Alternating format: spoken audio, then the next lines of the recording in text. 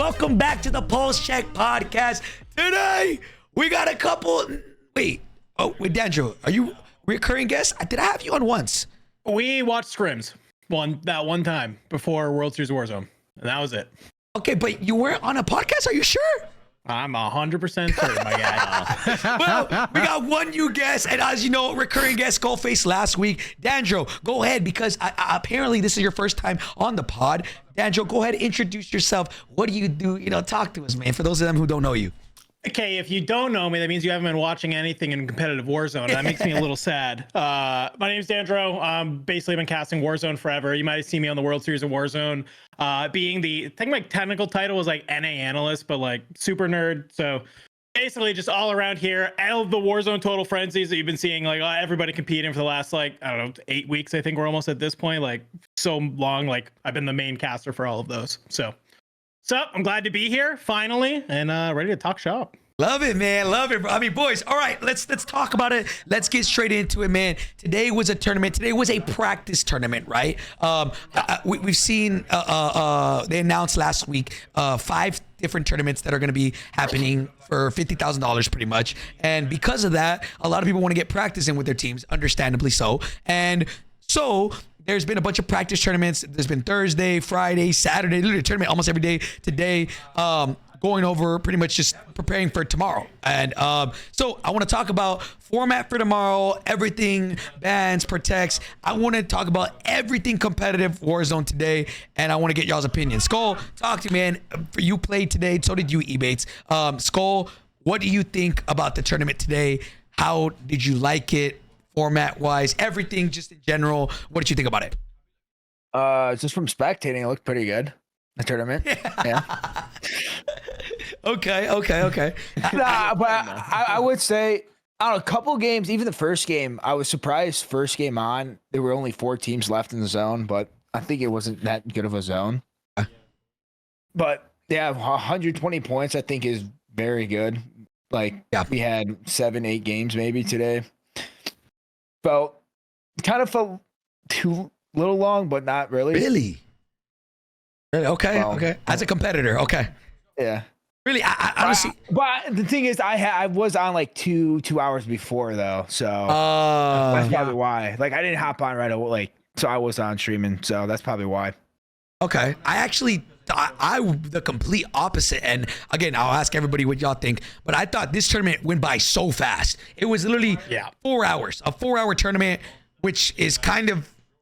To me, it was like, bro, that was insane. Like even 7 games, maybe that's kudos to the tournament organizers today. It ran really fast, but I swear it was the fastest tournament. I feel like, I don't know, it just felt super fast from our end. Ebatez, you played. How did you feel? Yeah, tournament felt great. Like I think Skull said, 120 was pretty good for the point kill threshold. I'm curious to see how tomorrow plays because obviously a lot more on the line. I think a few better teams. I think 100 will probably be about right, when you get to that 6 to 8 game mark for hopefully match point. So I think tomorrow's gonna play out a lot, like really well. I think tomorrow's gonna be really well. Overall bans and everything too felt great. Like I didn't feel like there's not much cheese, Okay. I mean, some people were complaining about the snipers even being in the game, but I honestly think they're fine. They don't one shot, so I think it's fine in my opinion. It also gives like keyboard and mouse players something to use. Just because they don't have many advantages, so it's good to give like Bread, Twitty, Huskers, those guys something different, and also allows you to understand like how to play against different teams. So I like it. There's like a lot of versatility right now. In my opinion, I thought today was a lot of fun. Okay, cool. JGOD, what about you, man? How did you feel watching it and stuff? What was your kind of feel on the tournament? Since we were spectating quite a bit of Hisoka kind of towards the end, especially, you could tell that the lobby wasn't nearly as sweaty as I think like they can expect probably tomorrow, because they were literally they did 3 intel contracts for free. They were split for free. They had rooftop for free. Yeah. It's like, that's not going to happen in an actual sweaty lobby, tomorrow, bro. Yeah. I mean, that was a sweaty lobby, but it's not like 100,000 on the line sweaty lobby. I think it'll play a little bit different. So I think it could be a little deceptive when the matches do play out like this. Because there's people that didn't perform as well today that will definitely be with their A game tomorrow. Maybe they were trying different strats, different things that it'll just play different. Because when we're watching Hisoka, I mean, he's good, but he's not like free. Like, you know, that guy, I know he's in your chat, but like, they're good, but like it was too free. Right. That I know what you mean. it was like they were the only ones playing for the win at the end almost. It was weird. Not to minimize anything that Soka and them did today. Yeah, for sure. The end game, there was a couple times where I was like, yo, nobody's shooting him off of this. Nobody's airstriking. But again, to be fair, I still feel like the end, it would have resulted in the same thing because those motherfuckers were prepared. Like they prepared for it. They had 3 self-reses, 2 PDSs, airstrikes, clusters, like terrible, everything. They were ready for it. So, but okay, cool. Okay. How did you feel like timing-wise, JGOD? Did it feel too fast, too slow, just right? I think it's weird because we haven't had a ton of customs, and normally customs in the past, they've always had issues where there's disconnects. They have to do a map reset or whatever. This just ran smooth. It was 8 maps, but normally back in the day, that would have taken 6.5 hours or something, 7 hours. Right. Yeah. So I think on the back end, like players are getting better at getting in lobbies. It's only 100 players or 99 or whatever. So that makes it a little bit faster than doing the 120 or 150 before. So I think there's a lot of streamlined stuff on the back end. So we get just as much gameplay without like as much downtime in the middle. Okay. So it's a little deceptive. They did close out like hella fast because it was match point. We close out. So we could have probably got like 2 or 3 maps out of it. But I think in general, the pacing was fine. This is more of an anomaly. I don't think it'll be that easy to win when everyone's trying to win for 50 or 100K versus 1K. Right. I mean, look, bro, like today we saw, or even the 100K that we were talking about, right? The last one, the optic one, even the one after that. Like, I remember watching, I was like, dude, this is insane. Like 80 people up end game, right? Like today was like 40, sometimes 30, sometimes that was like 150. So like, it just depends. I don't know how tomorrow's gonna play out when it comes to this kind of stuff, but bro, it was literally, you couldn't move without dying, like literally. But Dandro, talk to me. What did you think about today? Was it too fast, too slow, just right? How did you feel about the pacing of the tournament? I like that. I actually think it was paced pretty well. I agree with JGOD that you kind of have to like remember that like when you look at like the lobby and the strength of lobby, that things like this are always going to go faster than intended.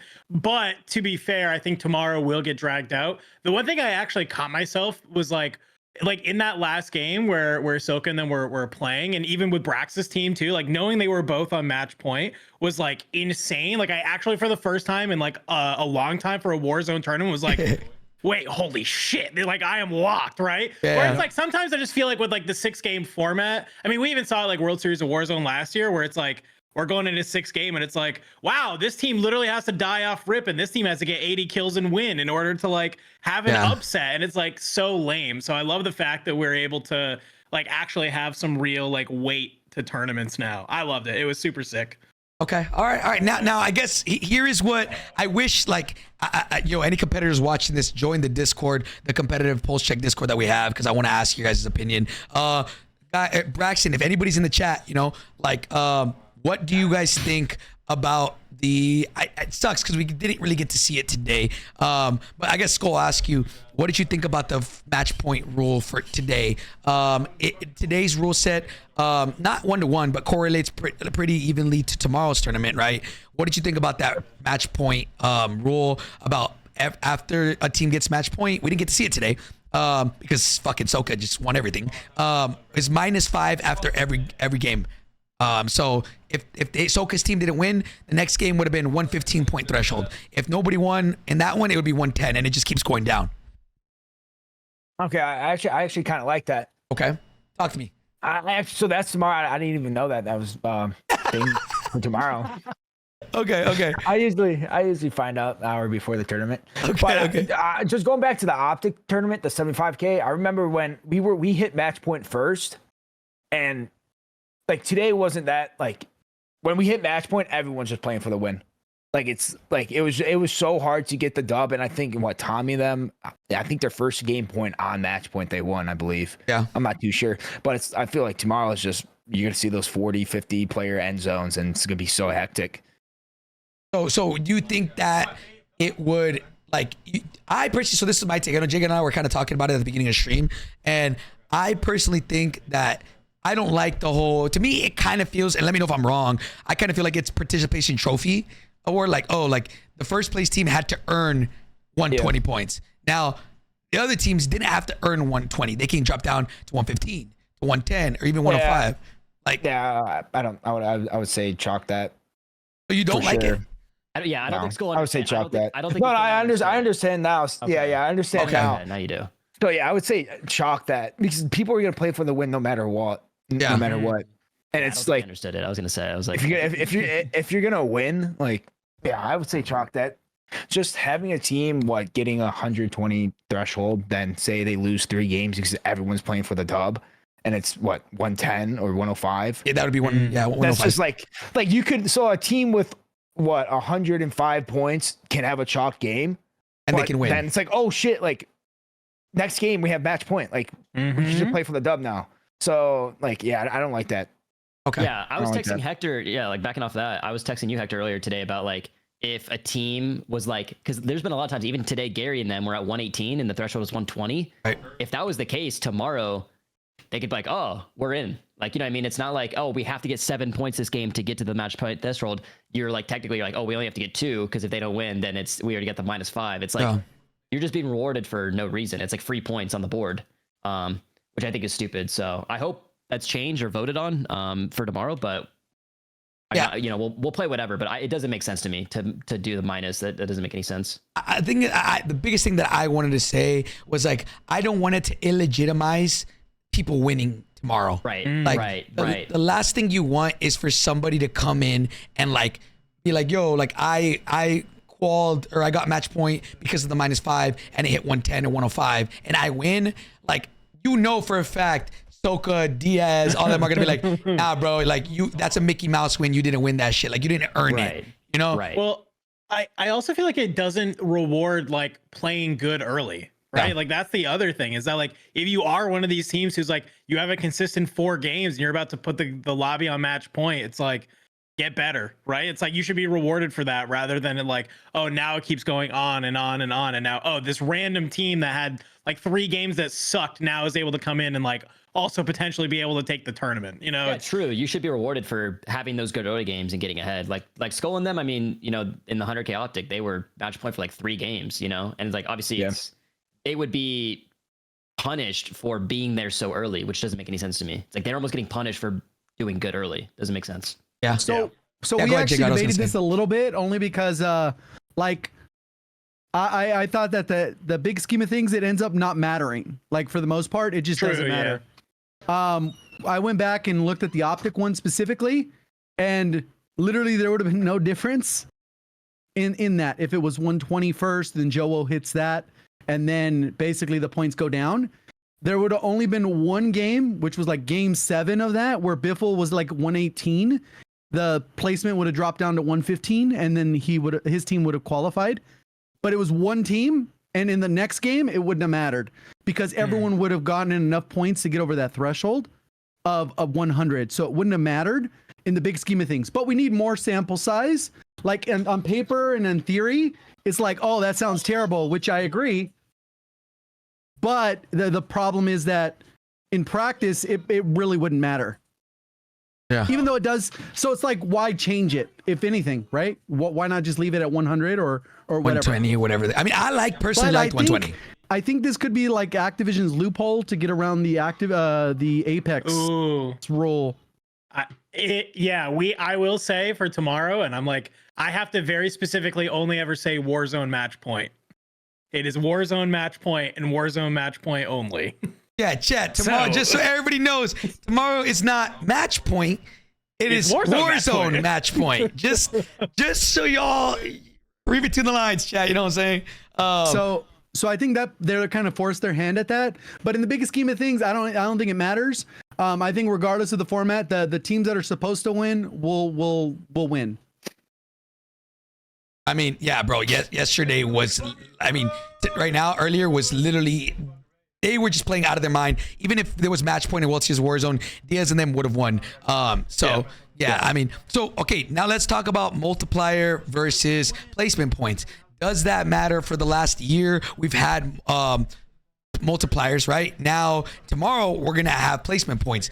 Do you think because of match point, things should change, or should it just always be multipliers? Should it always be placement point? This is kind of just, I'll give my take super fast and then let you guys talk. I want there to be Call of Duty where it feels like COD, where everybody's getting killed at the beginning and middle game, but then when it gets to end game, I want it to feel like a custom where things are literally insane, like solo YOLO vibes, like where it means a lot to win. But right now, I feel like it doesn't feel like the winning part matters right now. I feel like if there's a slider between kills and winning, the slider is maybe a little too far back on the kills. I want it to be a good balance, and I feel like there could be some type of change to the multiplier or placement points to achieve that. So what do y'all think?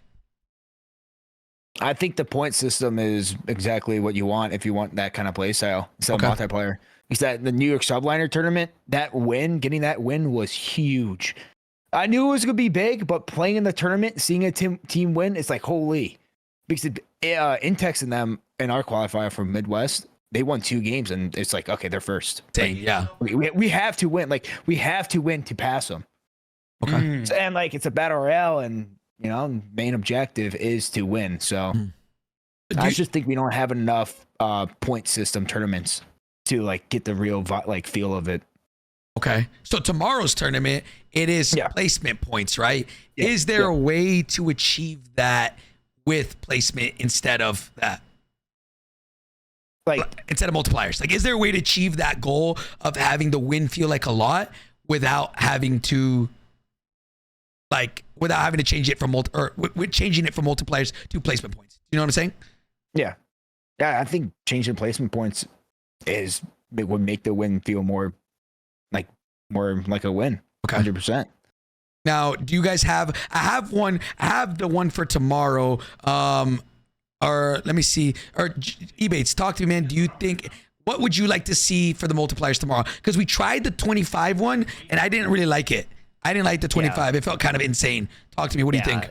So it's hard to find a balance. Like Skull was saying, we haven't had many like reps on these like bigger tourneys, and I think tomorrow will play like 100K. Honestly, like it should play like a bigger tournament. I think there's a lot of like validity tomorrow. If you win tomorrow, it actually means something. It's not like a Mickey Mouse tournament. So I think tomorrow placement will be important, and I don't think we'll see a lot of crazy high kill games. Maybe some 20-something kill games. But I mean, putting I think the placement tomorrow for first is at 20 or 25. 20. That feels like, that feels about right. Because I feel like most people who win the game are probably going to get around 15 kills, I'd say is fair. Okay. For most people, unless you're like Soka or Shifty's team, who are just friars, they'll probably win the game with like 20 something. Yeah. So it's basically a 2 times multiplier, but like for a lot of other teams, that win is going to mean a lot more.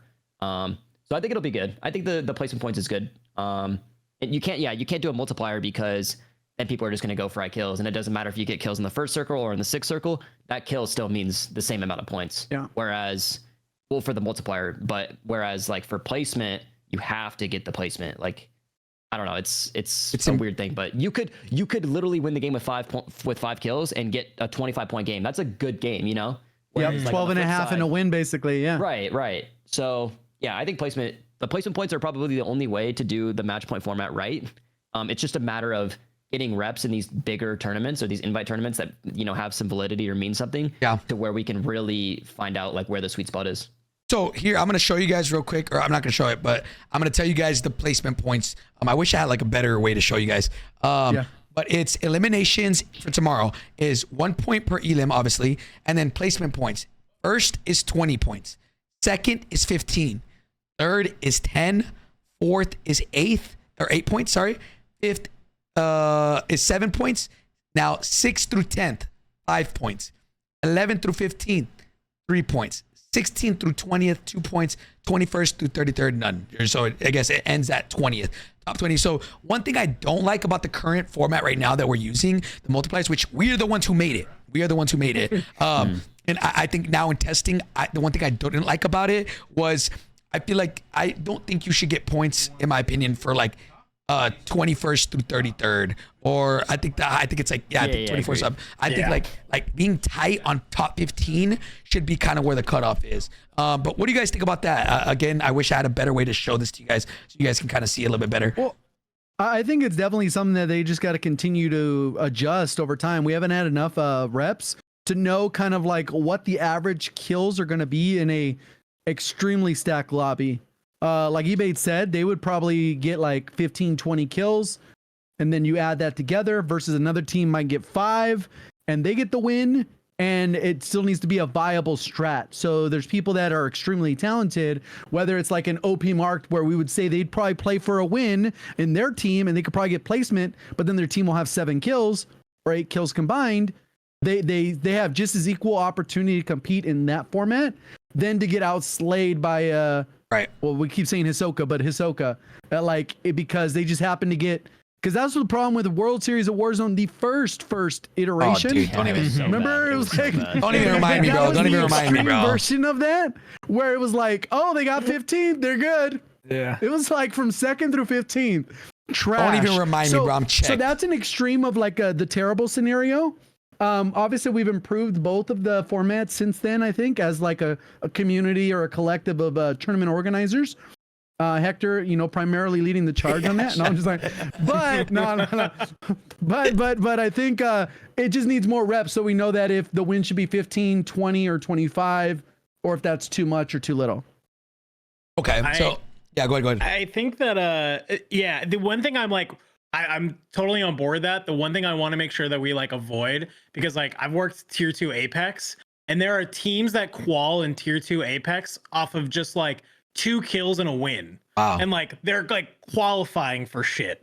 And so that's the only thing, which I don't think we have that problem, because we have there's like a lot more kills to be had in Warzone, obviously, than something like Apex. Like having to get a res in Apex, like it almost never happens in pro Apex, but like obviously we have a billion ways to get back into the game. So like your possibility to get kills is a lot higher. So I think I agree with JGOD, because this has been my number one thing is like, if we do this, like I want there to be, people like Dojo, like shout out them, and Warzone Total Frenzy, like commit to like just slamming this match point format and like just fuck around with the point values and figure it out, right? Like, because I feel like that's the only way we're actually going to get to the point where we either say, okay, maybe 20 isn't enough. Maybe that gap between first and second is too big. Maybe it needs to be 17 and 20 instead of 15. And then eventually we'll get to a spot where it's like, okay, this actually feels like pretty good. And maybe we land on something that feels decent rather than what we've kind of done in the past, which is like, let's run one tourney on it. And then we're like, yeah, that felt okay. And then we just go back to what we were doing anyway. Yeah.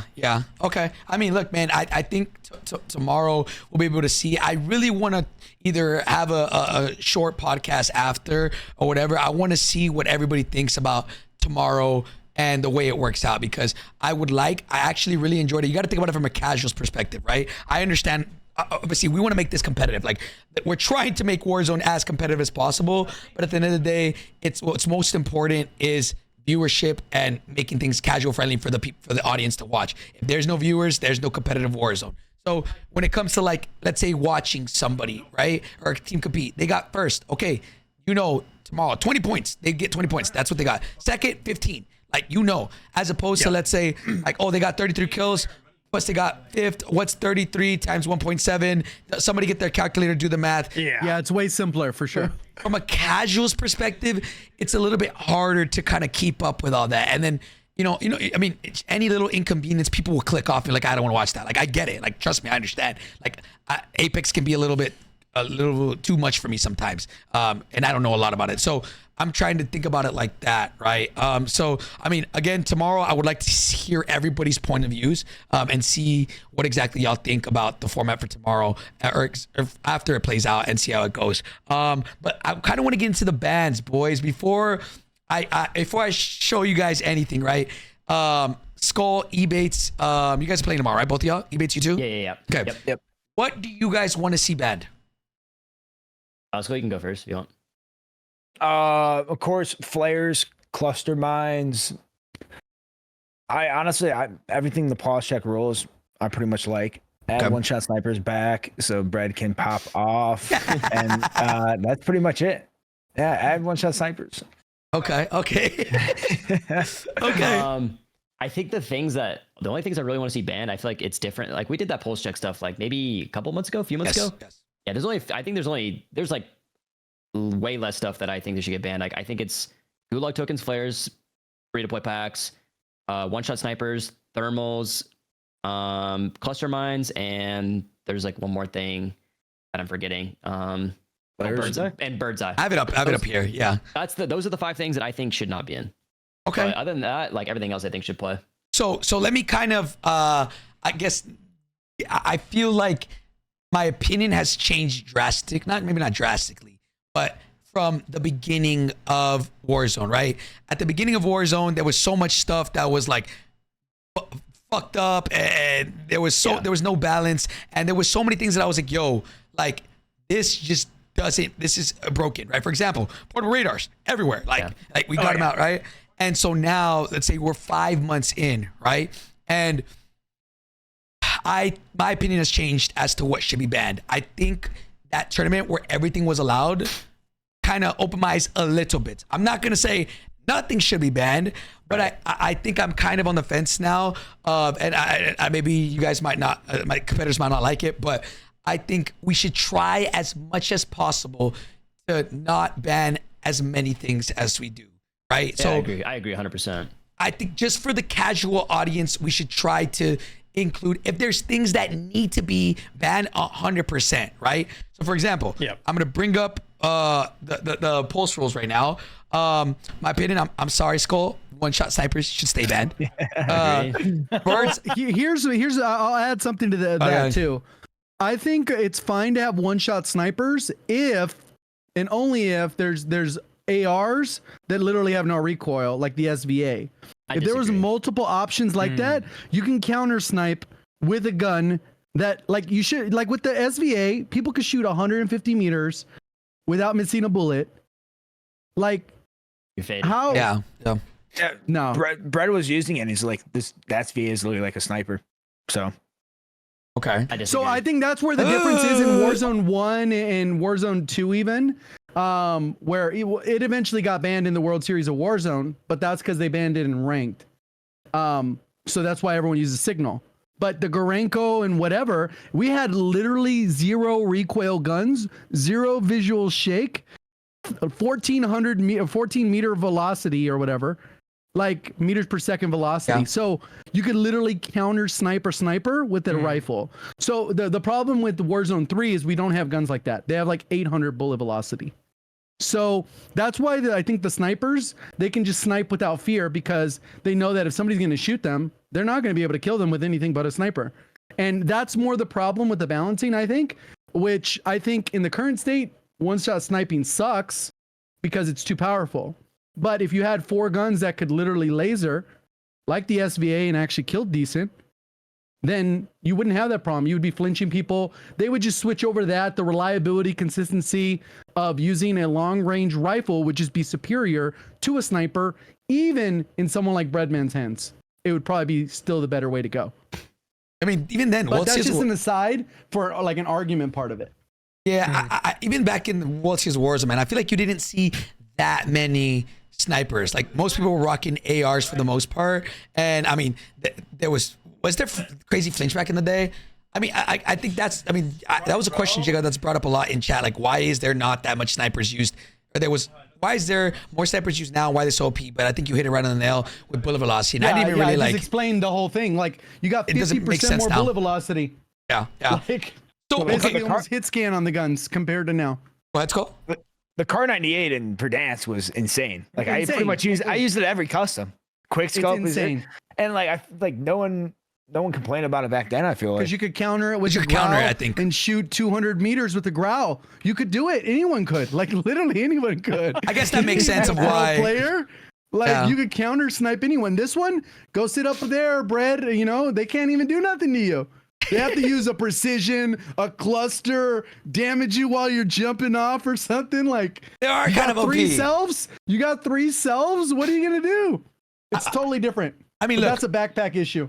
We definitely talked about this, right? and we said that we voted on it, and it was like 33-0, literally 33-0 for one-shot snipers being banned. In my opinion, it should stay banned. Now let's move on to Bird's Eye.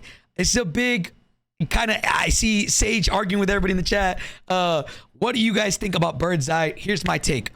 I like Bird's Eye being banned. I think it'd be cool to also ban what's it called? Comms Vest. But because you cannot ban Comms Vest, or you cannot drop Comms Vest, you can't ban it. And Rated kind of changed my opinion on something when one person has comms vest, it forces you to have better team chem. So that creates a skill gap, which is an unwanted thing. So when one person has comms vest, you have to call out to your teammate and you have to have good team chemistry, and that creates a skill gap. So again, Yeah, I agree. talk to me. What do y'all think about Bird's Eye? I think Bird's Eye obviously should be banned. I think comms vest should be banned as well. But it's hard to like, yeah, obviously, like you said, like we can't drop comms vest right now. And there's in ranked, I know comms vest isn't banned, so it's easy. You know, you can go play ranked right now and there's no comms vest, so it's super easy. You don't even have to accidentally pick it up. I think the problem is there's no consistent way to get it. And I mean, we had a game today where all three of us had comms vests. So it's just like super random RNG. I feel like, you know, it's just kind of a looting pool. Obviously we're killing people and we're like, oh, comms vest, you know, so I guess that, but a lot of times when people get a comms vest off rip, it's just like a huge advantage and there's no way to like control that. Like, Okay. Well, yeah. I think part of the problem with that is if not by banning it, you're basically determining what loadouts, like exactly the exact perk loadout people are going to wear, because you only get high alert, ghost, and then if you're going to run Bird's Eye because maybe you don't get a vest, well, then you're kind of stuck with that. Well, then you want, you know, like the other vest for tempered, or you want the quick fix one, which is the survival vest. And either way, it's like by limiting it, you make it so that the meta's more narrow and Okay. there's less counters to randomness. If everyone on a team's going to run ghost, they're just going to get you off the side. They might not even win.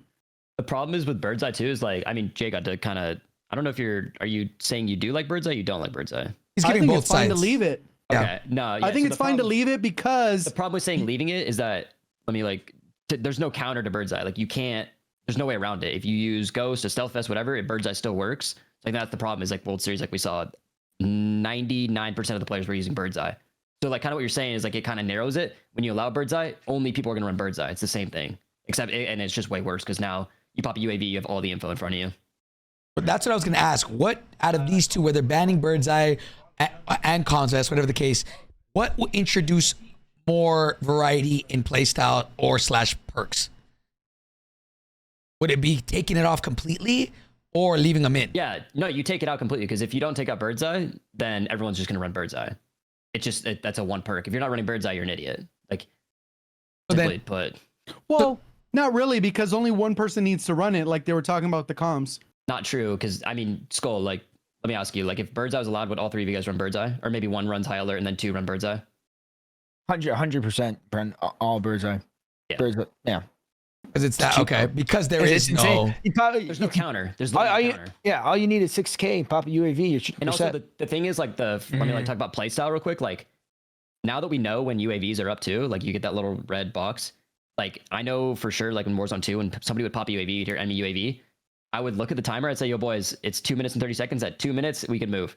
Just for now, sit here for 30 seconds until that UAV's up. Like, we wouldn't move because we know people Know where would you're just at. know exactly where we're at. And so with Ghost, the great thing is if somebody pops UAV, as long as you're moving, you're ghosted, you know, unless they pop a triple UAV, then GG's. But That's the like thing, an it's investment, though. To do when that. people use Bird's Eye, it's just, it slows down the game so much where it's just like so unenjoyable because people are, it's just stalemates the entire game. Yeah. The entire game, it's stalemate. Well, part of the problem is you can't really remove it.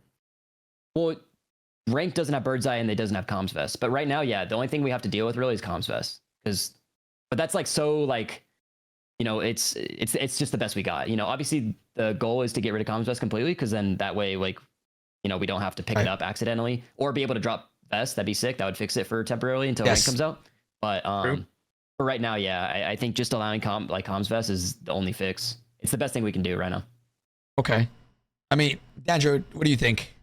I would actually, I like that, and I know this is like such like a big sky idea. I would love it if all of the vests were not perks that you could equip. Like if almost like that was the fix there, where it was like instead of comms vest, which is essentially Bird's Eye, right, or some of the other vests like tempered, like you can just throw on tempered. Like it would almost be cool because I agree with Ethan's point about the amount of RNG that it adds that you can't counter. Like I've always had this idea that the best battle royale players are the people who can limit the amount of RNG they have to deal with, right? And if you look at like the best in the game, it's those people. you can't do anything right now to minimize the RNG of like your opponent's getting a comms vest and you don't have it, right?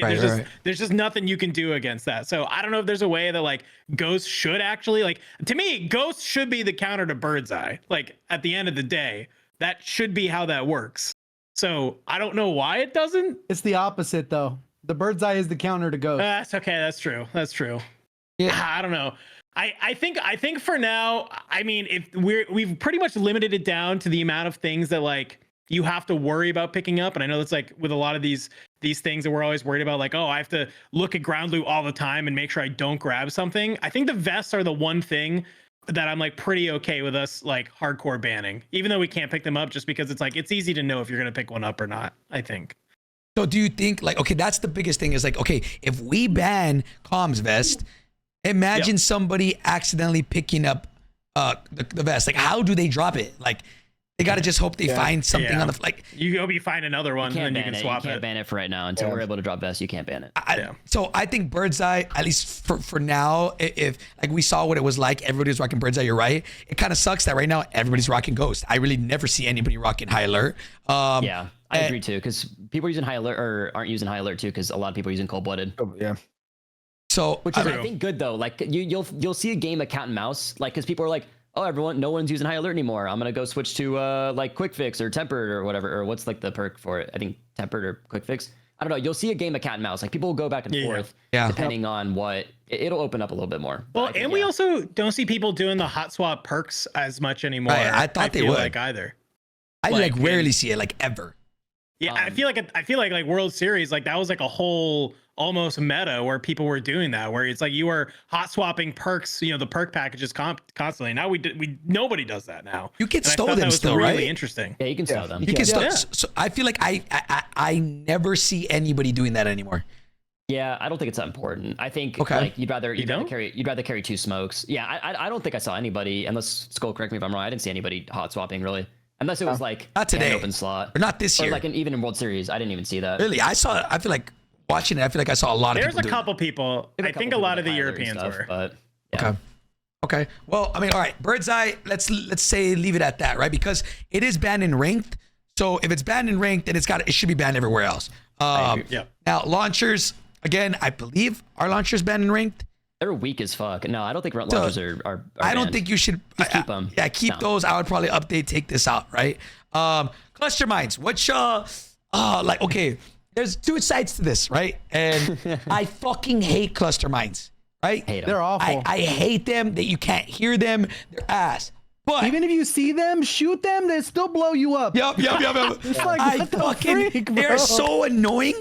But I'm gonna say this, and this is maybe I might get a little slack for this. Chad gonna hate me for this. But I saw Sage pull off like a crazy 1v3 in a custom because he used his utility so smart, and like I was like, bro, that play wouldn't have happened if it wasn't banned.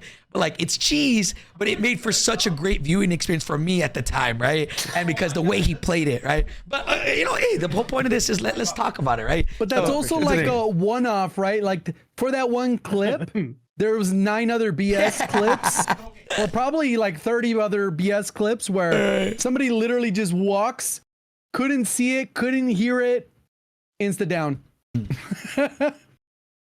I mean, could flex though. Could put on flex. True. Yeah. Yep. That is a counter. Yeah. Yep. So what do y'all think cluster mines? What do you mean? They're putting on the art audio, bro. You don't need flex. Natural flex, bro.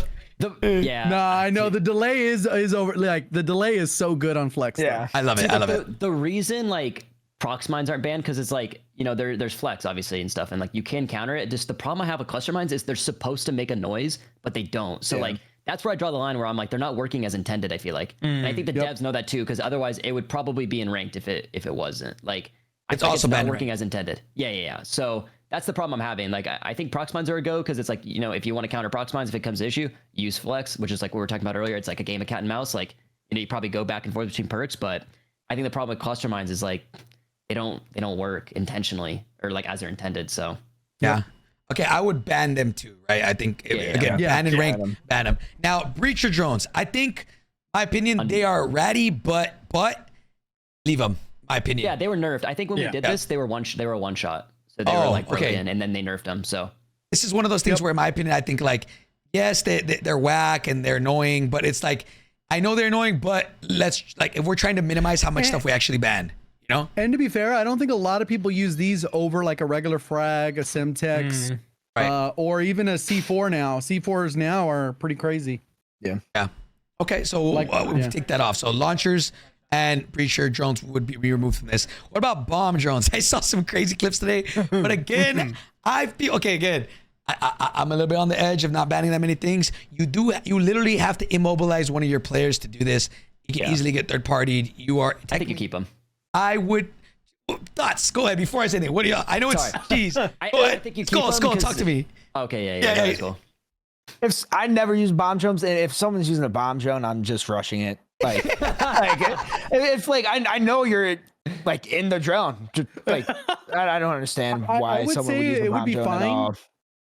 If they only just broke your plates with or without EOD, because leaving you literally 1 HP, if you just happen to jump off a specific roof that's exactly the certain, like you dead. Yeah. Like I don't think that's balanced at all. And if your teammates are even remotely close to each other, like all of them are one shot, like instantly. It's crazy. I get it's supposed to rat people out, but like just be plates. That's a big enough disadvantage to begin with, let alone being like, oh, you died because you're edge of gas or something. I don't know. It's crazy.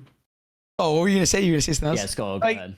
Like you can keep them banned. Like you can ban them or not. Like I would never use a bomb drone. I use 2 bomb drones today. Like maybe as a like recon. No, I think the way you nerf bomb drones, I think they should be allowed, but I don't think you should be able to ping in them. I think that's the whole point of a recon drone is that you can live ping and also let it icon. But when you're in the bomb drone, like I use it just to ping people. Like I use it as if it's a recon. So it's like an eye in the sky. You know what I mean? It's like it's a so, but you shouldn't be able to live ping in the bomb drone. I think it should just be to blow up. Okay. All right. Well, I mean, look, again, no offense, Ebatez. I feel like what Skull was trying to say is if I see somebody in a bomb drone, they know that person's a shitter. Like, Skull, that's what you're trying to say, right, Skull? But that's a full set. We placed higher than him today, so he can't really talk anything, you know? So yo, that's crazy.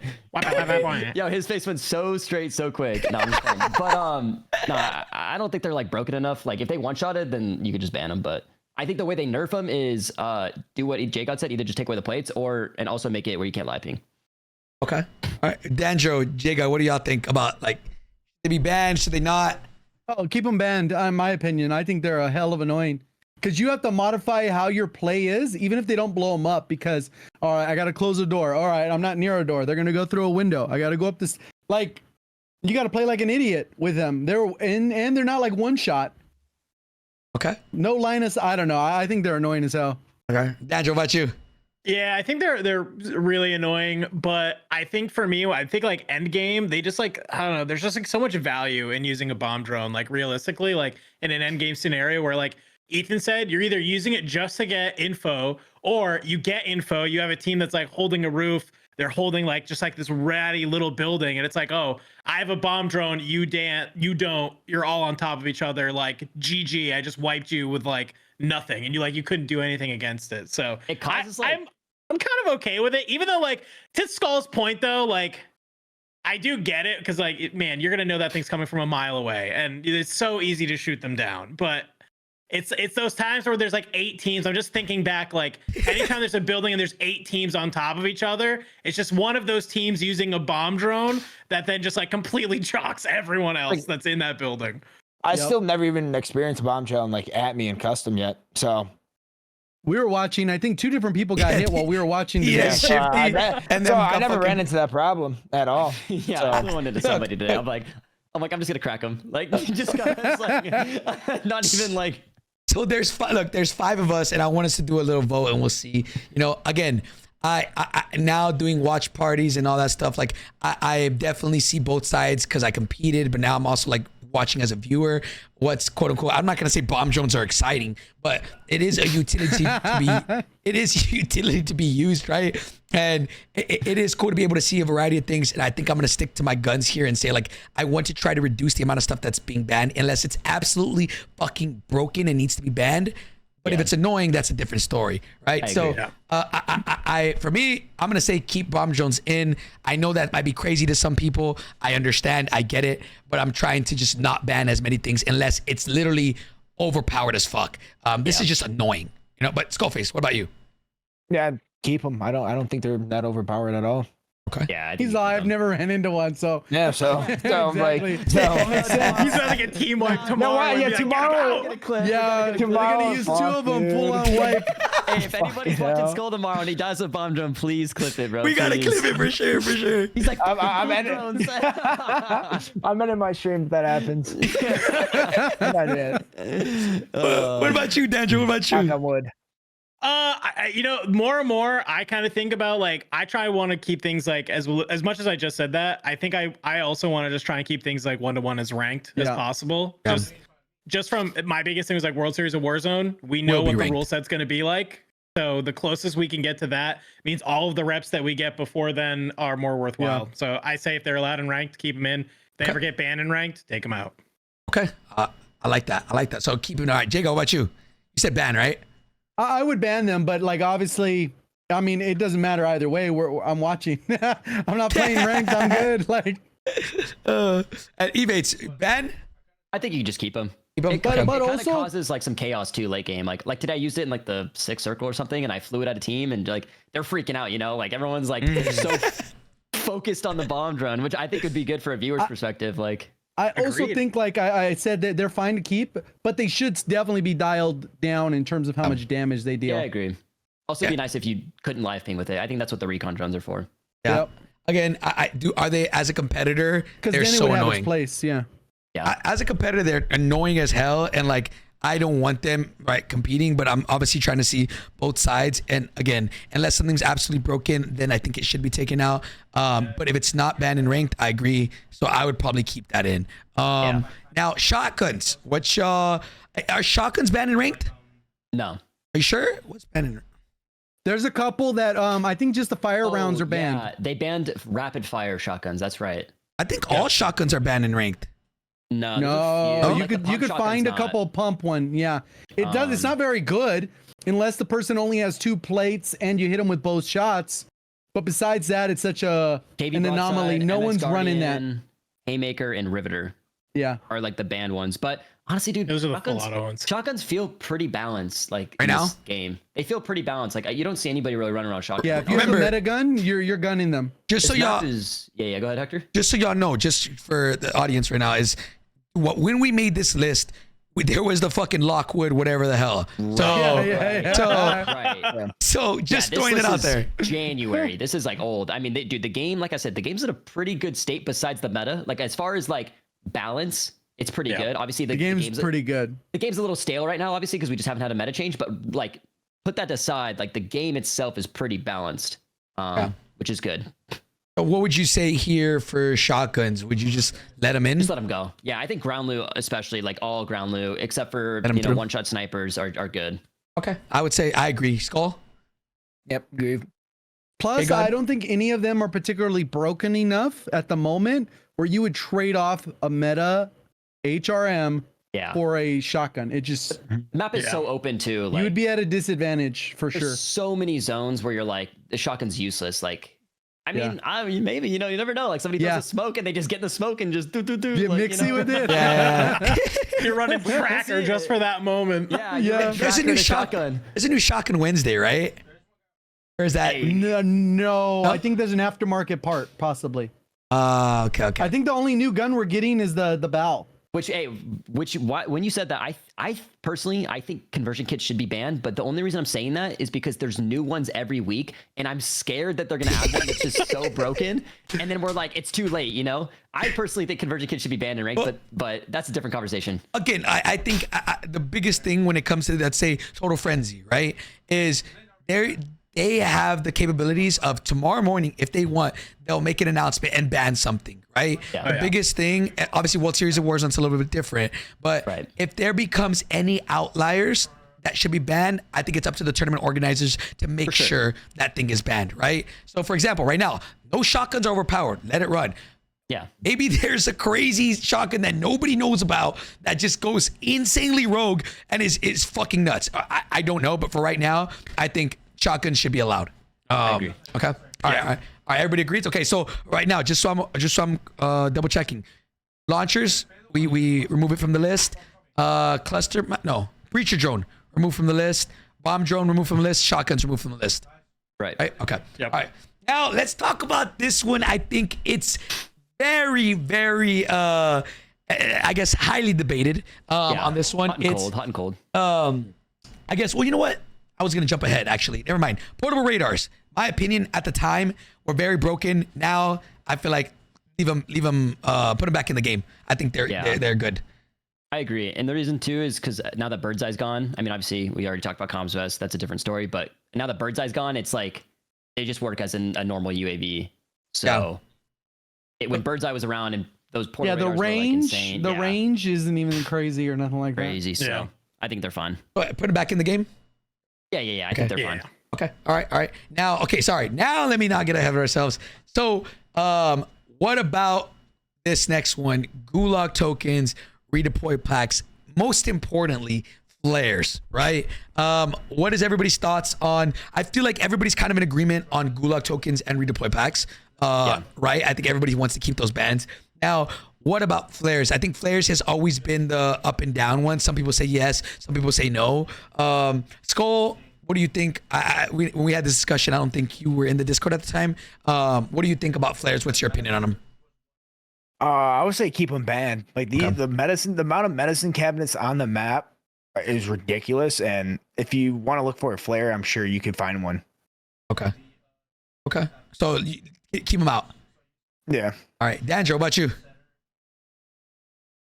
I want to lean towards getting them in, but to Skull's point, that point alone makes me not want to have them in, because to me, I think that if you want to hold a flare or even multiple flares, like you're committing your field upgrade spot and spots in your backpack to be able to do that, which is like, so I'm like, okay, like you're sacrificing something, right? That's like a smoke you're not carrying because you want to carry extra flares. That's something there. But to that point, if everybody on your team is rocking two, and then it's just like that's what I'm worried. I'm worried about, like, we get to the end of like World Series of Warzone last year, right, where it's like 20 people and you're looking up and it's 12 of them are literally in the sky just off of buybacks, or like now we have flares coming back into it. The fact you have to use them outside is good, but I don't know. I think it's just it gets out of control very quickly if you leave them in. I think there's no realm where it's like, unless they heavily decrease the spawn rate. If we ever get a patch note that says like I don't know, 20% only can buy less. it. Only you can buy or like it. you can only buy it. I'd be cool with that. Make it you only can buy it. Great. Yeah, like one per buy station or something. Yeah, I wouldn't mind that at all. The Also- other yeah, go system ahead. too that we talked about last time when it came to that specific thing was if they have the ability to convert it very much like a gulag token or whatever, as soon as respawn or gulags close, they're done. I agree. That would And be then it would sick. convert over to like 3K cash or whatever the case is for the buyback. So then you would have to actually hit a buy station. I think that's a practical solution from them. I don't think it'll happen because it's practical. So we'll see kind of what happens with that. Yeah, I agree with JGOD. I think the problem with flares right now in like a competitive standpoint is people use them to play placement. Like, it should never be like that. They should be used to like, oh shit, we're across the map from a buy station. Like, let's just flare them back real quick and like get it going again, you know? But yeah, I think the zone 5 thing would be sick. The second problem I have too, I think zone 2, you spawn in the air with a gun, like a full kitted, like 4 attachment gun, which is a huge issue. So if you get flared back, it's just like, let's say you give up a first blood, you get flared back, you could land on a rooftop with a fully kitted gun. It's like, now you have the advantage because you're on high ground or something. That's my problem I have with it. Okay, you spawn back with a Ram 9, which is it's a good gun. Good enough. Yeah, good enough. Yeah. Yeah, I it's mean, crazy. Look, when it comes to flares, man, I think it becomes a backpack issue, because again, a lot of this shit becomes a backpack issue. It's like smokes wouldn't be as overpowered if backpacks weren't a thing. Flares wouldn't be overpowered if you had to sacrifice a mumu or any type of PDS to get to endgame. Like, you have to sacrifice something, right? You can only have one. Yeah. So that's when it becomes an issue. And so I guess, I don't know. I guess my question to you guys, and I guess more importantly, chat, everybody in the chat, I want you guys to let me know, does having a flare make it more exciting for you guys to watch, or does that not matter? Like, there's an example, like your team's about to die 1v3, your one picks up off the ground, runs outside, hits the flare. Does it make it more exciting, or does it matter, or no? Like, is that like what does flares even matter, I guess, right? Because like we saw World Season Warzone Endgame, and you look up in the sky and there's 12 guys flying around you, like imagine if you could still fire the gun in the air. Imagine if you could still fire the gun in the air. I think it's like a placement issue. Another cool thing to like nerf flares would be to, if they're in the gas, they just disappear. That would be a cool little nerf too, because I know I've seen times where somebody's like, yo, I'm just gonna run to zone, and then I have another flare in my body. I'm gonna flare you, and as soon as I go down, I'm gonna bleed. You land on the zone and grab my flare on my body. Yeah, I've seen that happen for placement. There's like, some extreme strats you can do. I just think it's a placement issue. Like, I don't think people genuinely have like issues for like. I think flares do make the game exciting. Like, oh my god, he has a flare. Like, he's back. Back in the game. It's just like an instant like gratification. Like, it's like an up and down. Oh no, they died. Oh, he's back. Like, it's great, right? But I think they just need to be balanced. Like, that's the problem. I think. Actually think JGOD brings up a really cool point. What if you just couldn't stow any field upgrade? Like, I feel like that would actually change the game like an insane amount. Well, hopefully they just remove backpacks.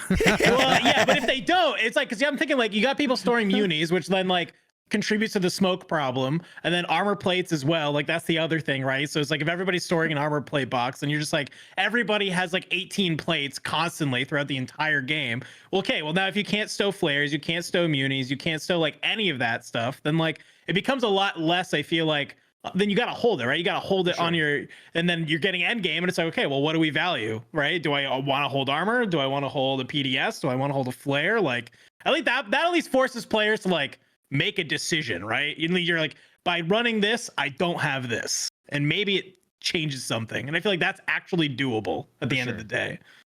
Yeah, I mean, bro, imagine again if we could just ban backpacks. Again, I will say that, Total Frenzy, if you're here, that'd be a really cool tournament to do a no backpack tournament where you can only carry plates. That would be really cool to see what happens. I know it'd be a little bit hard because some people are going to forget. Difficult. Like, what if you're like looting? Cool. If you're looting the ground and you're like pressing square and you accidentally pick up a smoke, people would just drop it. Yeah, just drop it. But if you're late game and you're just looting, you're trying to grab the money and you grab a smoke and now it's in your backpack, and then you throw 2 smokes and you didn't realize, like, oh, I have another one. Like, yeah, you throw it again. Oh, like, well, this stuff. Goodbye like, points, buddy. Goodbye the points, buddy. Exactly. Right. Nobody wants to watch a tournament where you're. That's the whole reason, like, for Comms Fest. Nobody wants to watch a tournament where you're like, oh, we got 0 points because I accidentally picked up a smoke. Like, like they just need to get rid of backpacks. That would be sick. Anyways. Moral story, I think flares are honestly, in my opinion, I think good for viewership, but they need to be like nerfed. I think like the 5th circle thing would be sick if they would turn into just cash, like a gulag token. If you just spawn in the air with a pistol, not a fully kitted gun. Maybe make it where you can't go outside and then go back inside, it still pops. Like, if you have to fully be outside to pop it. There's a couple things they could do to fix it. Okay. I mean, look, so let's give a vote. People gonna hate me again. It's cool. I think leave flares in, bro. It makes it a little bit exciting, but I know that ain't gonna be a popular opinion. That's okay. I don't know. Let's see. Go ahead. Skullface, what you think? You said ban, right? Ban him. Okay. Yep, ban him. Dandro. Keep him in just because I want end games to look crazy and it makes my job fun. Okay, JGOD. I would say ban them unless they get changed, just like the gulag tokens or whatever. I mean, the practical solutions, there's so many, I think, and they don't make the game worse. So, yeah, I think banned. You too, Ebatez. I think ban them until they're adjusted. Okay, I like that. Okay, all right. So all these would stay banned. Now, Riot Shields, any objections to that? I don't think there's any objections to that. Placement points means something more now, you know what I'm saying? Okay. Is Twitch rivals all over again? I'm saying 20 points, man. Let me get my 20 points real quick. Hold up.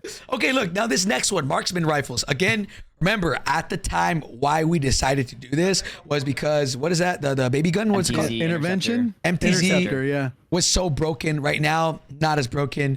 My opinion, leave them in the game. Like, I don't think they deserve to be banned. Or do you guys think any of them should be banned? No. They shouldn't be banned. Okay. Pretty much all of them suck. There's people that'll tell you the 6.8 MCW is gas in your chat. Oh my god.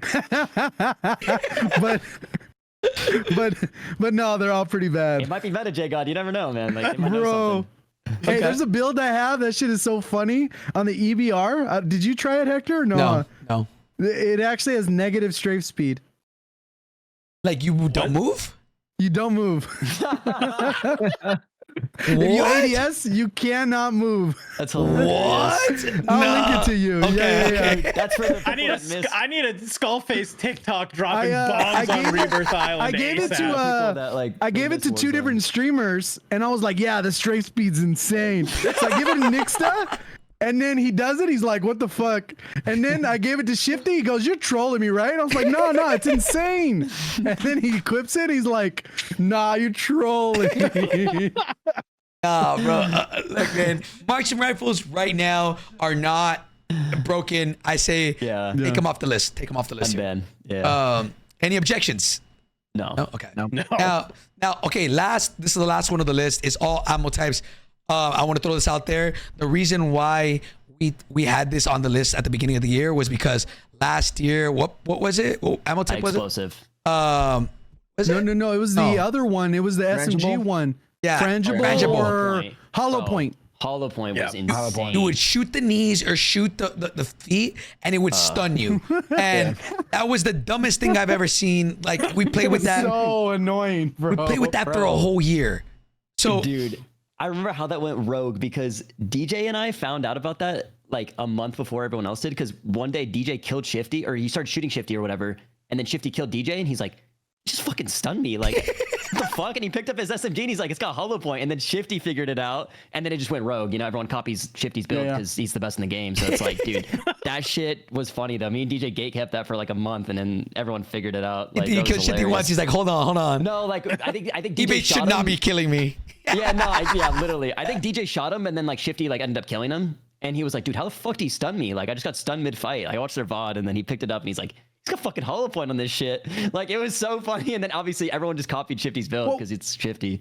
What was weird about that too is, but even before that, they must have done a stealth change or something, because prior to that, it sucked. Like, it wasn't like none of the ammo types were good, except Yeah. for maybe the flame one. If you had like, it burns the person, so it'd be like a delayed kill if they go around a corner.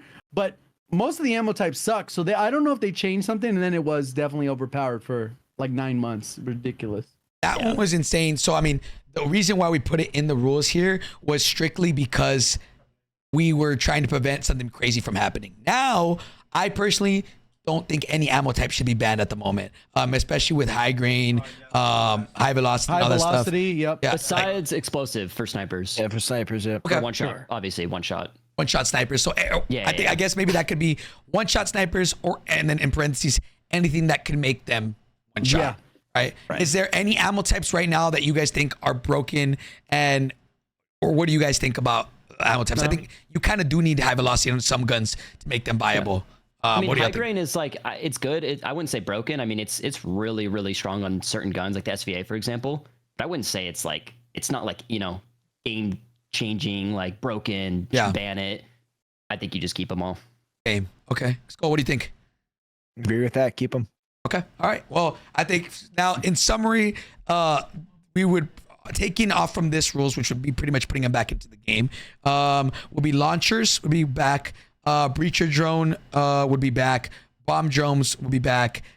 Shotguns would be back. Portable radars.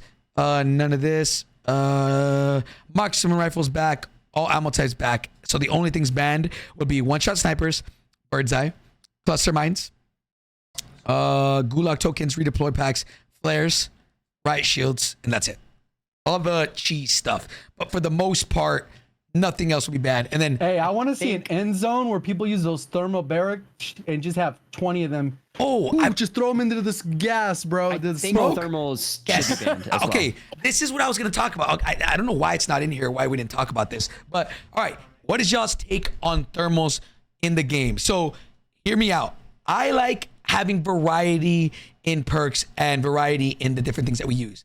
The biggest thing right now is there are 2 thermals. I believe only 2. Correct me if I'm wrong, Braxton. I think I asked you. Anybody knows in the chat, Skull, if you know, let me know. I think there's 2 thermals that counter or that you have on cold-blooded, and it doesn't matter. They still work through it. Apart from that, in my opinion, people keep complaining about the smoke meta. Well, then if you want to keep using your smokes and thermals are allowed, then you can just put on cold-blooded and you can still work. So Right. That's what I would like to do. In my opinion, I would like to ban those two. So Braxton said holothermal and microthermal. I would ban those two and keep any other thermal in the game. So that way it forces a complete change in meta and people have to be forced to use different things and there's counters to everything. Everybody will switch to thermals or some, right. Everybody will switch to thermals, but then everybody's going to switch to cold-blooded. And then once that happens, people will go back to regular and it's going to be cat and mouse the entire Which is time. good. That's a good thing. It's just the thing I'm scared about. I don't know what thermals like. Is that 100%? Like 100%? Are those the ones that are bugged? All the orange ones are bugged. He said. I believe that. What does that mean? It's just so there's thermals that are like orange. Like if you aim in on it, it's like an orange outline, and it's like usually a instead cross. of the black and white. Instead of the black and white. So I'm assuming if it's just those, great. But I want to 100% make sure before we just allow thermals. If somebody can give me, Braxton, DJ, whoever, or even anybody in the chat, if somebody can test out and give me a definitive list of which thermals are broken and which ones work as intended, I can send that to. Yeah, we can just ban the ones that are obviously not working as intended. So what do y'all think about in general? Do you guys want them banned even if it does? Like, what do y'all talk to me? I think it'd be sick. I think it'd be cool. Like you're saying, like, fifth loadout comes in, or you could go to the buy station real quick. Yo, it's fifth circle. I'm gonna go buy my thermal real quick. I mean, and if people are using cold-blooded, you get rewarded for not dying because you have your perks and stuff. So as long as I like it. It's a skill gap, honestly, in my opinion. Okay, and then there is like a counter that like if you're aim assist abuser, you don't have aim assist when you hit the smoke. So yeah, Skull, what's your opinion, man? Ban those two, then you can keep thermals. Okay. You have cold-blooded. Yeah. So I think that would work perfect. Okay. I agree. JGOD, Dandro, agreed, disagree? I think it's fine regardless. Okay.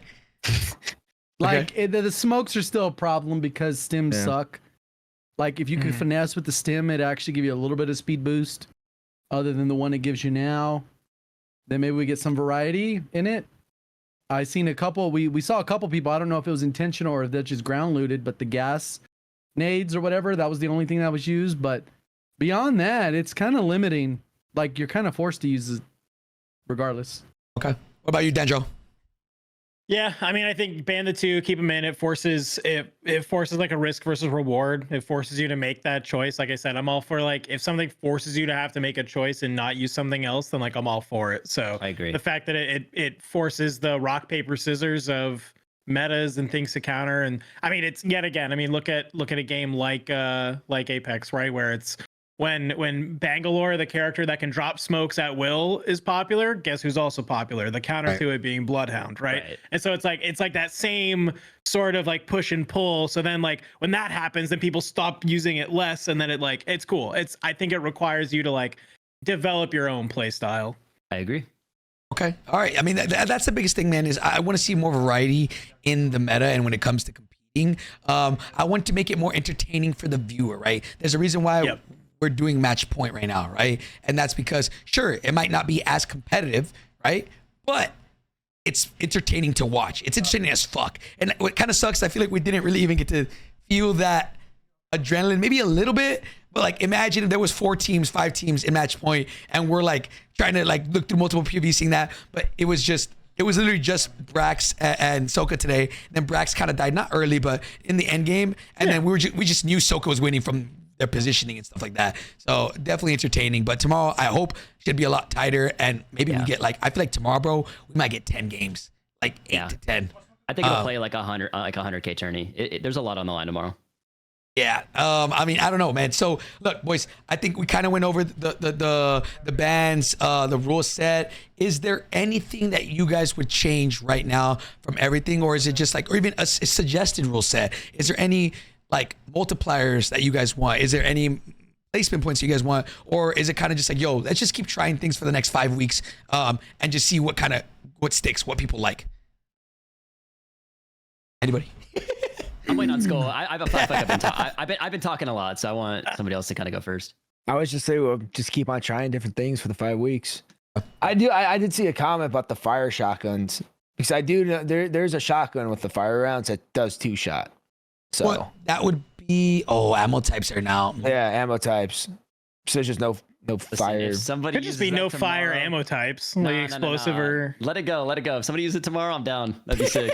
I'm serious. I'm being so serious. If I see an end game where somebody's smoking and they're in the smoke, just like I'm down for it, bro. Like GG's, man. I'm so down. Oh man. No, talking about the placement points tomorrow, I'm curious to see how it works. Like, my opinion, I don't think it's going to be good. Like, I think it should be a little bit more spread out. Like, I don't think, I think placement should be rewarded a little bit more. Like, I think we'd have to go over it again, but I can top bring it 10 up. yeah, I feel like, in my opinion, top 10 should get some kind of points where it feels rewarding. I think tomorrow might just be very, very kill heavy. And you'll obviously see people playing for the win, but I think people are going to be playing for kills more than the points. Oh, you're gonna be rewarded for getting like early game for frying early game. The teams that do it, you're gonna see them. But the other thing is that like teams are already rewarded for doing that now. Yeah, I'm curious to with see how it multipliers. plays. I think, yeah, I'm like I said, we just need to keep testing stuff because it's always fun to try new formats, and we'll never know until we play it. So I'm excited to play tomorrow, see how it goes, and then we can kind of just make adjustments, go from there. What if tomorrow might just be perfect, and we're like, yo, that was great. Yeah, I mean, Hopefully we get some different zones, bro. Everything goes downtown except for one zone, bro. You know what Like, I've noticed? I feel like there's days where like the zone will always go there. Like World Series Day, like every zone was like top 7 bro, up, I think. it was insane. Yeah. And then The today, same one. every zone was downtown. Tomorrow, I feel like every zone's just gonna be like. I feel like there's days of the week where it just. well, keeps even the going last the same big place. tournament they had, like we had to, was Oh, it that was downtown. Somebody's got to It was study. downtown. Somebody's got to study. Like JGOD, come on, you know. That's Bro, it. the only like- one that it's like, wasn't yo, it's downtown. Well, we had 2 of the maps weren't downtown. The Hisoka win where he flanks, and then also the youngsters win where he got the kill off of Tommy and Smith. Yeah. Yeah, man. I mean, look, bro. We'll see what tomorrow A brings. lot of downtown though. Do you guys think 20 kill or 20 points for the win is enough, or are you saying more like top No, 10 I think isn't that's enough? good. I think that's good. I think what was top 10 at? Top 10 is 5. So I don't 6 think through that's 10. enough. Okay. I don't think that's enough. I'll go through down the list. So 20th is 16th through 20th is 2 points. Then 11th through 15th is 3. Then 6th through 10th, 5. 5th, 7th, 4th, 8th, 3rd, 10th, 2nd, 15, first 20 points. Yeah, I don't like that. But like I I said, think the we'll 6th play it through out and 10th see how is it a little goes. bit low. It should be like 7 Yeah. or 8. Okay. I think it should be 8. 16 through.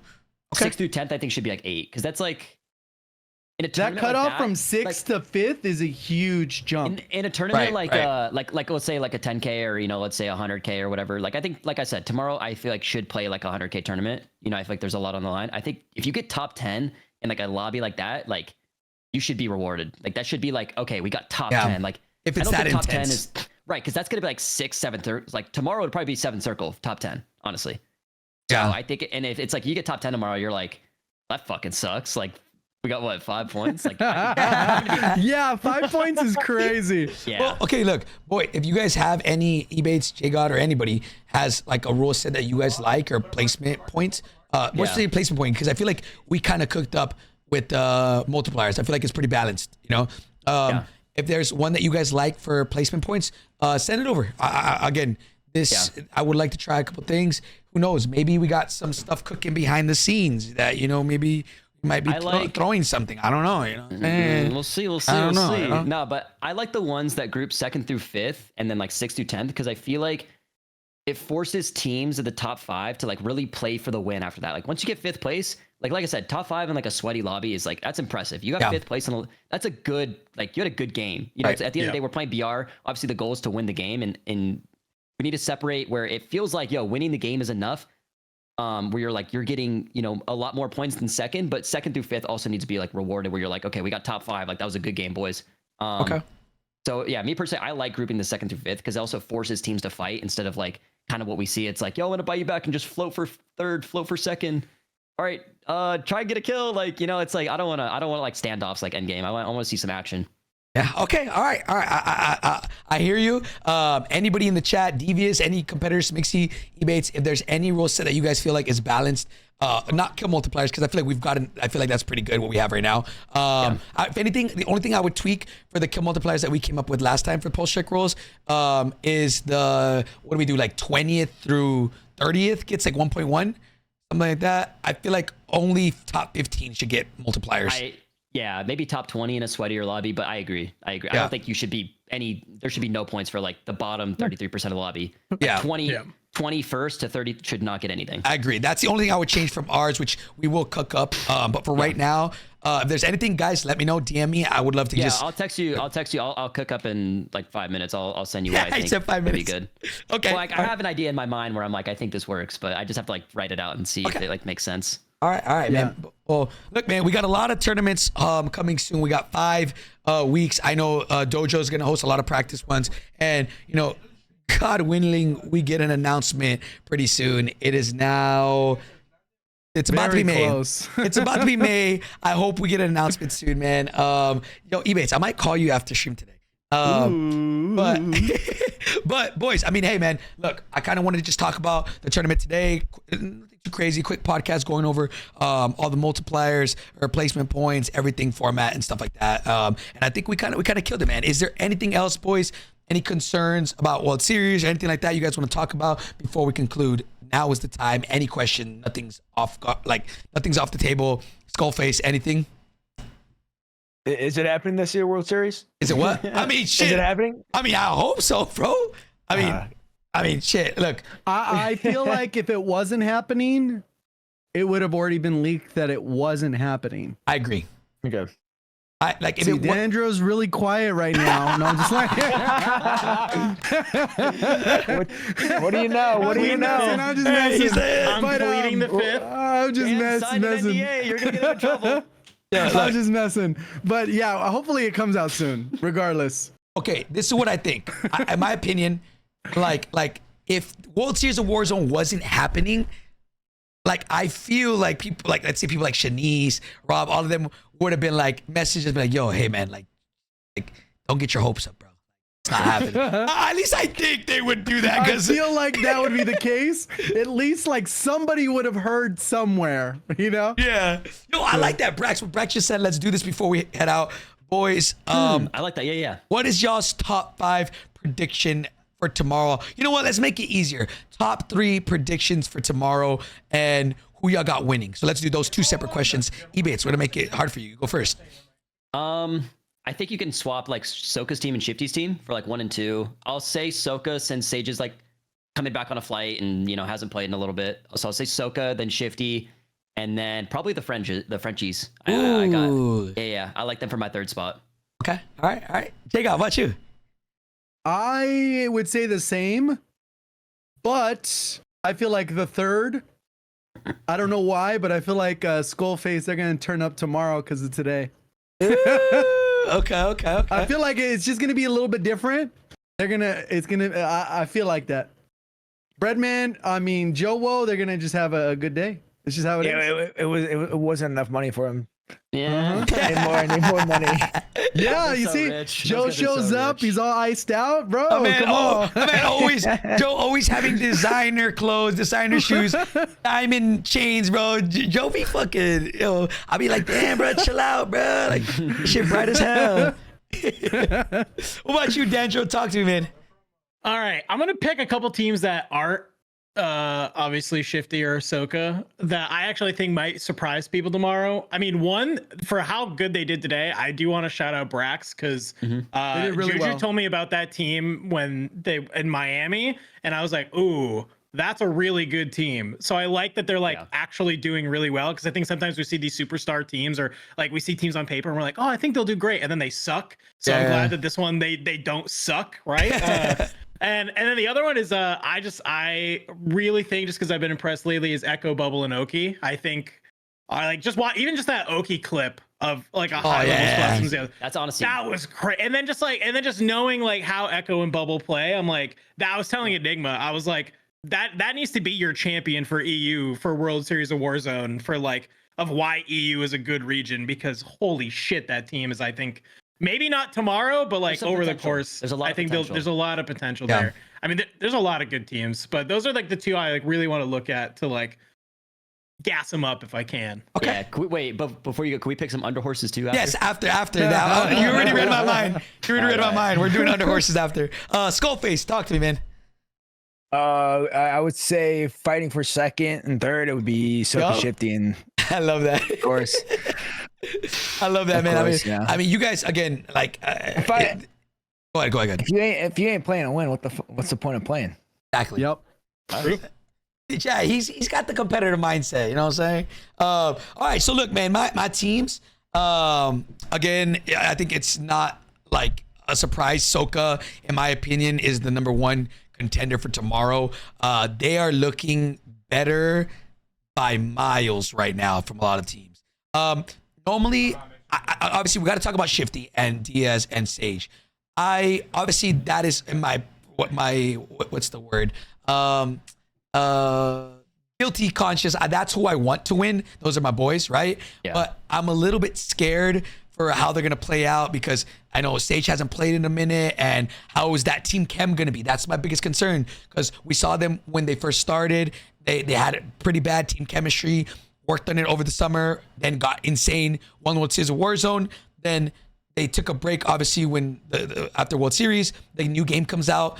I feel like their team chemistry kind of died down a bit, and then they built it up again. Won the what's it called? Shatter Gauntlet. The Shatter Gauntlet, and then 150K, now yeah. they haven't played again. And if history's gonna repeat itself, I feel like tomorrow they might struggle a little bit with the team chem. I that's kind of my prediction. I hope that's not the case. Yeah. But again, if history repeats itself, that's happened twice already now. So I'm hoping tomorrow that's not the case and they can just come in and fry together. And then lastly, I'm gonna say, if this was top four, I would say Brax and them. Obviously they've been playing super consistent. But I don't want to say I'm gonna throw a wild card, but I feel like Dongi and them might go crazy tomorrow. Donkey Gary's coming. That It's is a good team. I know we talked about them on the last pod. Like, yeah. they can get kills, like no problem. It's just a matter of how their placement's gonna look. If they can get to end game, they Right. talked about it, right? So those are my, I don't want to say top three, but who I expect to do really, really good tomorrow. Now under horses, right? Who are the dark horse / underdogs? The under horse, one team. You were only allowed one team. Skullface, go ahead. Tomorrow, who do you got? Come on. Do me last. I gotta think. All right, Ebatez, I'll go go ahead. ahead and go. Yeah, go ahead. Yeah, JGOD go. I think it's a tough one because there's a bunch of teams that I think didn't perform well today or didn't perform as well as expected. I think the surprise today, which could also surprise tomorrow, is the youngsters Swag. That could be really surprising if Swag's like locked in streaming type thing. But the other one that I think, even though I know you said one, would be like I want to see Destroy, Adrian and Aiden do well. Yeah, I like that Because team. I felt like they played okay all day, and they were a top two at the end. They kind of got their groove towards the end. They ended up losing the last match, but to second, and they kind of had that pacing that hopefully they come out hotter and they have a good day overall. Yeah. Okay. All right. I hear you. All right, Dandro, what about you? Dude, I just forgot about this team. This is going to be mine just because I love them. And I think that if they just play aggressive, they're going to be great. Dude, fucking Goat Clamp, Vita, and Panda. Oh. That's who I want. Give me the team from Mexico so I can yell vamos and get crazy on broadcasts.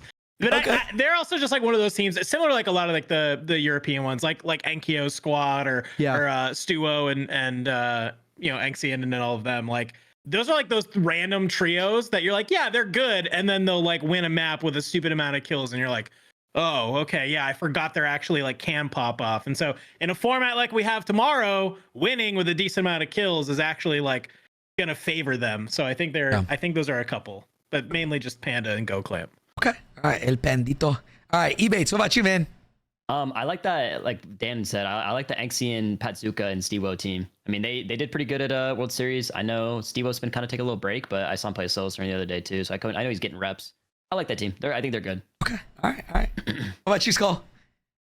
I'm gonna go with Bonbot, DJ, and Foreign Oh shit. Okay. Yeah, they just formed that team, and I think they could be good. That's a really good I excited to see them play. Yeah. There's a lot of potential on the team. I think Jace is like, Hector, I think like we did the after pod the other day, I talked about Jace and Juki's. Like they're two players that I think can genuinely take over a tournament if they're like on form. I've seen Jace like really just dominate like in a lot of 2v2s and customs. Like He's playing as good as he's ever played, basically. Right. Yeah. And I feel like him and Juki's are like the two people that I've really seen do that. I mean, obviously like, Shifty, but like the more so like lesser recognized players, I think Jace is definitely one of those guys that can just take over. Okay. All right. Listen, I'm gonna give my under horses. Okay, I'm gonna take. I know I'm the one who said only one, but I'm gonna give two. Right. I'm gonna do first and foremost. And honestly, they didn't surprise me, bro, because Swag hit me up and was like, "Yo, what you think?" Like, and I was like, "Bro." I was like, I'm gonna vouch for this kid, and I'm gonna tell you, like, out of all the free agents right now, the people who don't have teams, the people who were like, kind of like, I was like, pick up Mario. I was like, Mario is a young kid. He's very good. All these guys like Vamba, all these fools that he plays with, always speak so highly of him and how good he is. And I play with him. He's good. He's nasty. So I think, and I had this conversation with Swag. I was like, for you, Swag, what you need in your team is you need an IGL who's really good, and you need a young gun that can just shoot his gun. You need a young gun who just needs an opportunity, and you need somebody to IGL you guys to literally like to get you to end game, right? Now, youngsters, my man hit the lottery. That guy is an IGL and a top frag, right? Like that man is insane, bro. And I'll say this about Swag: is Swag. And I think he did a good job of it today. He needs to be the dirty work player. He needs to be the one getting in, the first one in, taking all the damage, letting the boys go crazy, right? And that's his job. So, and somebody like Mario needs to be the young gun, just shooting his gun straight, cracked out kid. The kid's 18. Like, I think Mario is very good, and I think he played very well today. But I'm gonna say this, in my opinion, today will be the worst Mario ever plays, because that kid is fucking nervous.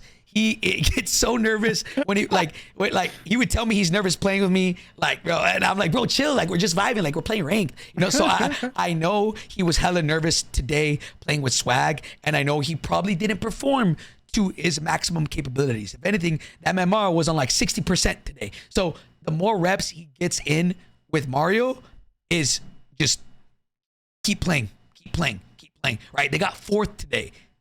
Chat, everybody was talking shit about Swag, saying he's old, he should retire, all this stuff. And sure enough, picks up a good team around him, gets people to play around him, and they get fourth in the first tournament. Again, Twitter tournament, I understand, but still did it. Got placed fourth. Decent lobby today. It was a good lobby. Decent lobby. So go ahead, JGOD. You're like, also the other wild card that I throw out is Evan and Crinks. I want to see more of. Hopefully, True. Yeah.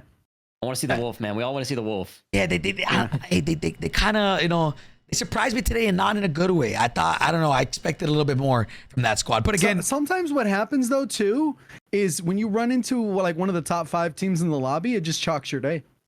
Bro, maybe they ran into them repeatedly. That's a 2v2 like custom scene. Like Brawlic and Evan are both, they've been grinding the switcheroos, grinding 2v2s. They just need more time and reps.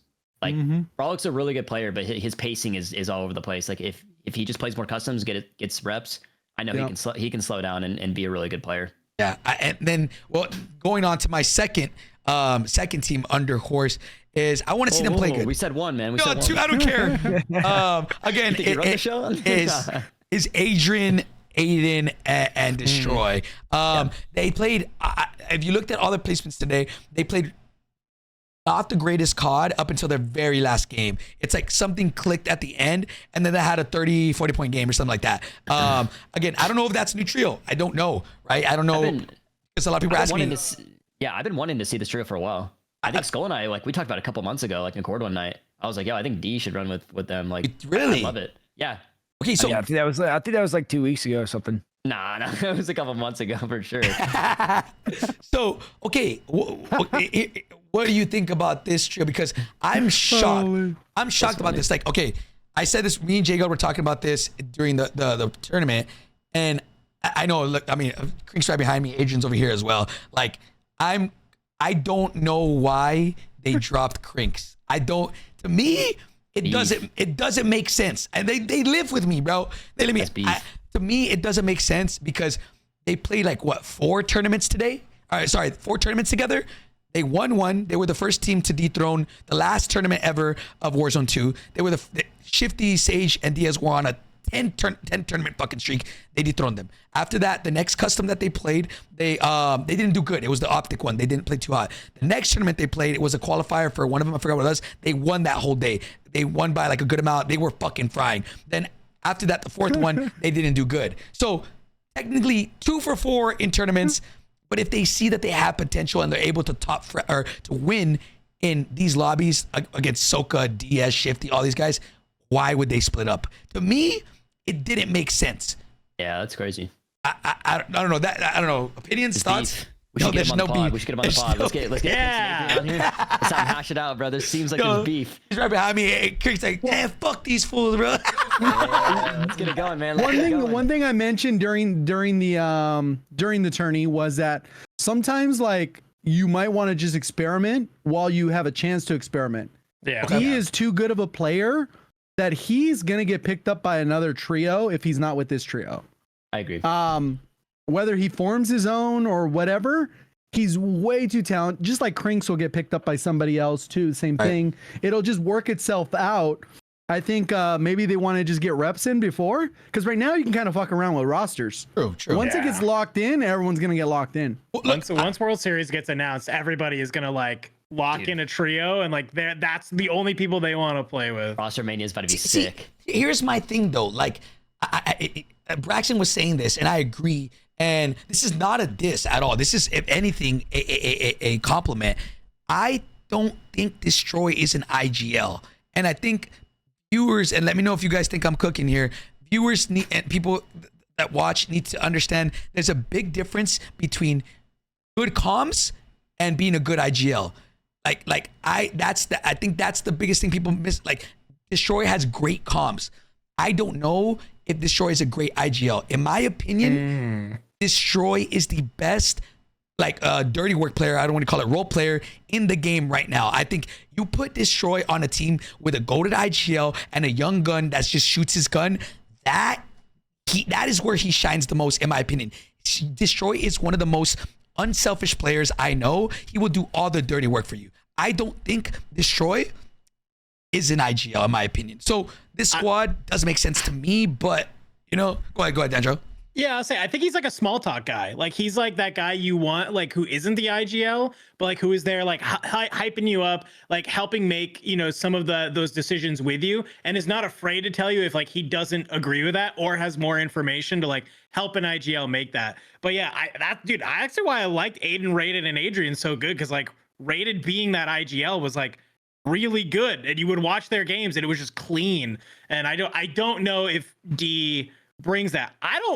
I mean, Aiden's insane, but like, if I'm looking at that trio, I'm like, why is Aiden not the one calling the shots on that? I know he's maybe not like an IGL, but if I'm looking at like BR prowess, like he might be one of the smartest people we have in the scene when it comes to like, how are you supposed to play the game? Like, that's the guy I want telling me what to do, is, you know, the multi BR phenom. Like that's who I want telling me what to do. Like, you're winning across 2 BRs. You know what you're talking about. Like, tell me where to go, tell me where to position, and like how to win this. Like, he's super smart. So I'd love to see Aiden step up into that role. Now, whether he wants to or not, that's totally up to him. Like, can't force the guy to do anything he doesn't want to, but I will say that's a good take. I've seen Aiden though. I will say, like, he would have to actively start trying to be an IGL, because right now he's not. That man is 100%. Horny as shit, bro. When I see Aiden play, sometimes I'm like, yo, get him on a leash, bro, because this man, I love him, bro. He wants to fly at everything. He gets way too horny. Fly off and get that, like, weak, like, Like, what if he had 2 people who were like with that, like, who were also like in that same brain set? That's what I'm kind of thinking. Like, that's the teams I want. Like, don't give me these like passive IGL. Give me the team that's gonna be like, oh, I cracked him full fly, like not even a down. They'll be like, oh, I got damage on him. Here we go. Like, clear out a building. Like, have fun. Yeah. I think if that's what we need. If that team's gonna work, I think you're right. If Destroy, right, maybe it doesn't have to be like Aiden has to be full IGL and just like, but maybe make the majority of the calls and have Destroy kind of co-IGL. And then one thing I think I learned even watching Adrian, bro, is Adrian is really quiet. Like, I think that's a reason why Diaz and Adrian didn't work that great as a duo, because I think both of them are the same player in the sense of like they're kind of alike, right? And Shifty called it out in the tournament on Saturday. He was like, I think Adrian asked like, yo, am I doing anything wrong? Like, what's going on? And then he said, is like, yo, like, I just think you're way too quiet and you're too passive. Like you should be on my ass and you need to talk more. He's like, I have one person that doesn't fucking talk, and that's Diaz. I don't need another person that doesn't yap. He's like, that's why Sage is so good with me, because we just communicate the entire time, right? So, dude, the next game, I kid you not, they dropped like 45, 50 points, something crazy, and they went rogue and won the game. Like, and Adrian top fragged. So, like, in my opinion, that squad could be good. I think there's gonna have to be a definite change in roles, right? But I don't know. Yo, we just went on a fucking rant, though, by the way. Wait, real quick, I know I'm sorry to go on a little bit more. No, I'm good. I'm good. I'm kind of upset to not see Rated, Mappo, and Otter tomorrow. I don't know what's Yeah, going what on. happened? With that. True. I think Mappo took a little bit of a break, so he might be still coming back or something. But yeah, I wish we saved that trio, because I really like that trio. That's a good trio. Do we know what's going on with them? Are they just not playing I for just right think now? Mappo took a couple months off, I think. I don't know what for, but Yeah, Sage, he, if you- he tweeted the other day he's back, so I'm sure he's just getting ready for World Series, taking some time Oh, off. Which is pretty Rated's out of normal town. about this time. Rated's out of town. Okay. Oh, okay. Do we have the full list tomorrow, Ashay? Or What were your thoughts there, Skull? Oh, yeah, Skull, I don't think Skull. you said anything. Well, I'm just listening, agreeing. Like, we have World Series not even announced, so why not experiment? Try new players, try new teams. Like, why not? Okay. I agree. It's pretty simple, you know? Yeah. And we got Duos Customs coming up too. Yeah, what do y'all think about Duos Customs? Because I had a lot of competitors say, "Oh, that shit's ass. Like, that would play bad." Like, but I think it'd be cool. Let's try it, man. I like Duo Customs. Dude, I think it'd be cool. Change it up a bit. We're not saying make it World Series. I mean, yeah, you could. I'd be down for it. But like, it's just different. Like, there's so much 1v2 opportunity and like clutches. Like, yo, like I was dead. I was soloed that whole game and I just won and clutched up. Like, there's so many like unique opportunities for content and cool moments. So I think it's sick. One thing that I would like to see that would be just kind of like an interesting thing to kind of emulate what we saw during like the last chance quals is that you would have the games like where they play and then you get the points and then basically the top 5, boom, the money's dispersed, like how it's going to be broken up, and then a percent should be like a solo YOLO, not a solo, but like a trio YOLO game, because those two games we had between NA and EU, like those two were the insane. There was like 100 people. Oh, that was Zone 7, bro. That was crazy. So it'd be kind of cool to emulate that again, which the only way they could do it is if they did their regular 6 games. And then at the end of that, then there's like a trio YOLO for 5,000, 10,000, whatever the amount would be just for the one game. And then the other people would get paid out. So people would take it serious because everyone wants to win the match. And I think that could be entertaining as well, on top of the other format. Like if we can't always do Warzone's match point or whatever. Yeah. Thank you. Safe. Look, man, I'm again, to kind of conclude, I'm just excited that we got Warzone match point. Not match point, Warzone match point. You know, Remember, everybody. we got Warzone match point, and I'm excited. And today was really fun, and that this was only a practice tournament. Now, tomorrow, $10,000 on the line, all the best teams. Everybody's going to try to win. I'm praying, yo, Soka, if you're watching, Pops, don't win whenever you hit match point, Pops. Like, let's get the game. Yeah, let's get like at least 8, 10 games, bro. I want to watch some COD. Bro, by the way, guys, that tournament was 4 hours long for 7 games.